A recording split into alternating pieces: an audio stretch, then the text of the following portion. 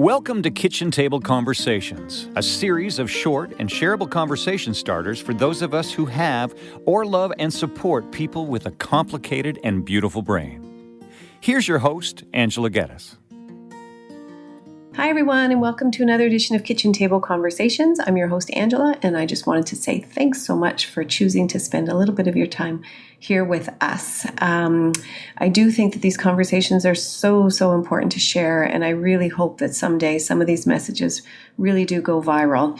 And the reason why I want them to go viral is because I really feel like I work in a field that is, in many respects, under pretty significant demand. Some say we're in a mental health crisis. The struggles that we're experiencing with mental health and addictions, and certainly our housing issues and, the cost of living and so many things are really trying and difficult right now. And I think I often say that life, generally speaking, is, full of wonderful and beautiful moments, but sometimes it's pretty hard and it can be hard even with some of the privileges that many of us get to experience. But I think that, last week we talked about some of the holes in our social welfare system and where people are literally not falling through the cracks, as some people would say, just really falling off a cliff because there's just nothing for some people. And it's really, really challenging. And I think that it's so important to understand that.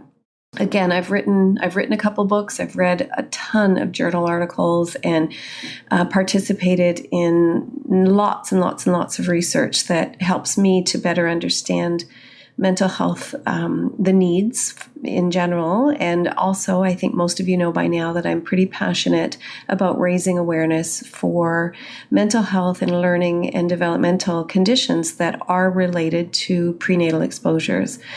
And this is why I want these conversations to go viral, because at any given time, I can have conversations socially or professionally and find that the effects of prenatal exposures are a part of all of our circles. So one instance, not very, very long ago, somebody came to my home to provide some services. And, very quickly we got into talking about our work and our passions and things that are important to us. And I started to speak about an upcoming training opportunity that I was able to participate in around fetal alcohol spectrum disorder and the risks of even small and moderate amounts of alcohol in terms of pregnancy health and the infant.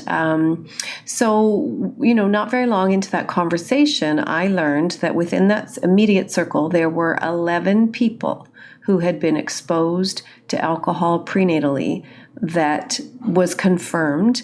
And although nobody ever considered fetal alcohol spectrum disorder as being a part of the history or the equation, with a little bit of conversation around some of the signs and symptoms and some of the difficulties and the bumps and bruises that many of these individuals were experiencing, including things like confabulation and stealing things and lying and denying any involvement when, proof was in the pudding kind of thing.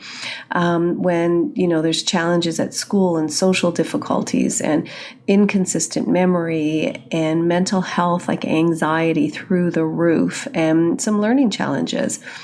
And, kind of running away and really getting overly upset over things that were pretty insignificant. And then this kind of growing into more and more difficulties as the age of these individuals increase. So now we're seeing some of the older kids among these 11 that we're talking about now.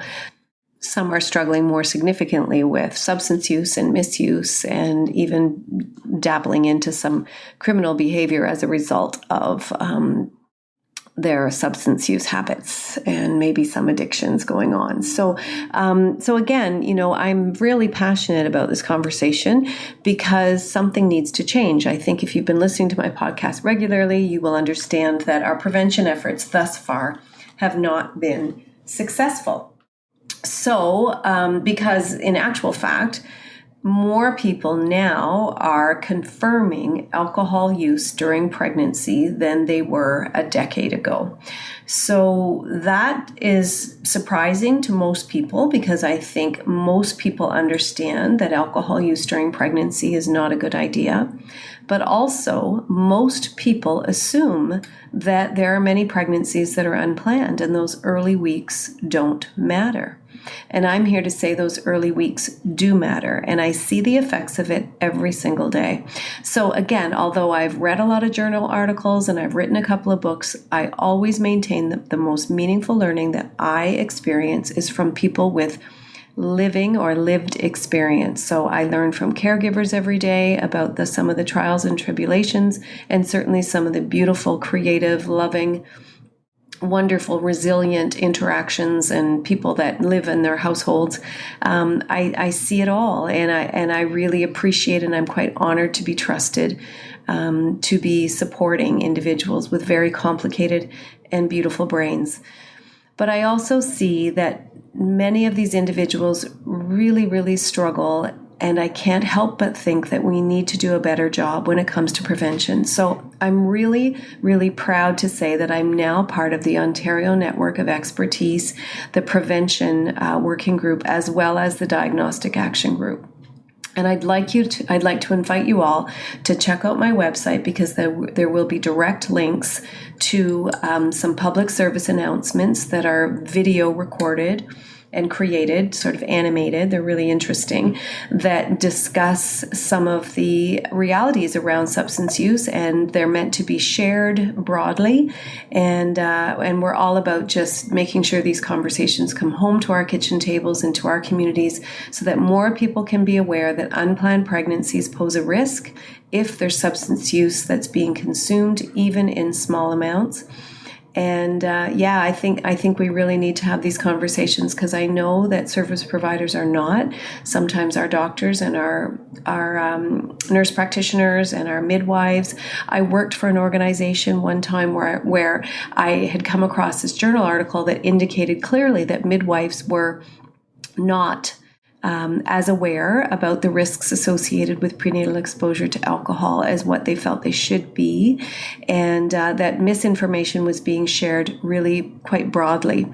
There was an article that I read that also involved a midwife with an actress who played on This Is Us, and she, I think her name was Mandy, sorry, I can't remember her last name, but I was really, really pleased to hear her interview, and that she said that while she was in labor and about to give birth, the midwife suggested that she have a glass of wine to calm her down.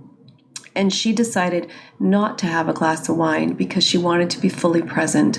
So I was so happy to hear her say that, but also so discouraged to hear that midwives would suggest that alcohol would be a good thing to ingest in order to calm down and to support the labor and delivery, So, but again, I worked for an agency that was managed by a midwife. And when I brought this article to her attention, I was promptly told to not share it publicly on any kind of listserv or website, publicly, to get it out there to increase awareness, because there would be concern that the midwifery community might be offended by that.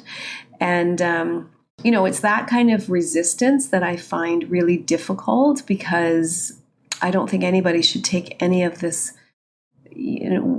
this information personally. If we're really in this field to offer the best kind of services that we can, we should be open to learning everything we can that will improve our skills and make it so that the people that we're caring for and supporting and advocating for are actually getting helpful and relevant support services. So, if I don't know enough about eating disorders, for example, and somebody comes to my clinic looking for support in that area, well, it's up to me to either refer out to consult and pay for more information, education, so that I can be brought up to date with current best practices, or I just make sure that this person is serviced in the best way. I don't just stick to what I know, and I don't get offended by somebody who tells me that, hey, there's some recent research that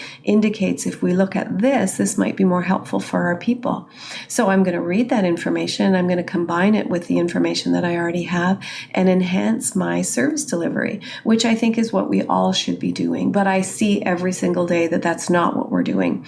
Certainly in our child protection services, there are mandates and protocols and fiscal realities that make some of our service delivery difficult. And we come, as social workers, we come from an area where the focus is on trauma and attachment and relationships.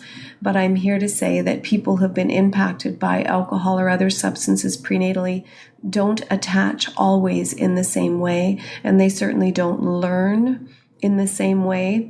And I've just been involved in a situation where there's been new treatment plans developed without any consideration of the fact that these kids, although not diagnosed with FASD or anything specific other than a significant learning disability and language barriers, but those were not even considered when developing treatment plans. So unfortunately, all of the investment, the resources, financial and emotional, and certainly the emotional investment of family members, extended and foster and community partners, fell short. And that's just a really unfortunate situation. So there's still lots to be done in terms of raising awareness. I see family members coming in and understanding some of the diagnoses and understanding terms like confabulation and rumination and perseveration and, high anxiety and, inconsistent memory and hoarding behaviors and overeating and undereating and sensory processing difficulties, understanding that on a logical, intellectual level, but emotionally, when supporting their kids with these ongoing struggles, you can see and feel the frustration, and that causes unnecessary tension, causes unnecessary, bad feelings for the individual who seems to be always causing these difficulties for themselves and for family members. So again, when we know better, we can do better. So please check out my website and do your best to share some of these public service announcements. I really do believe that it's up to all of us to support healthy pregnancies.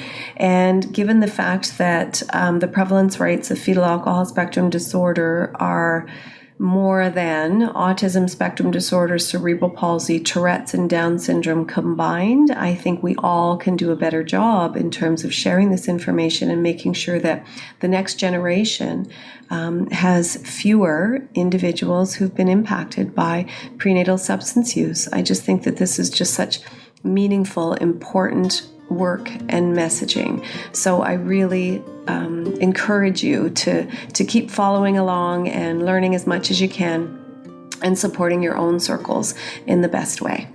So with many thanks, Angela.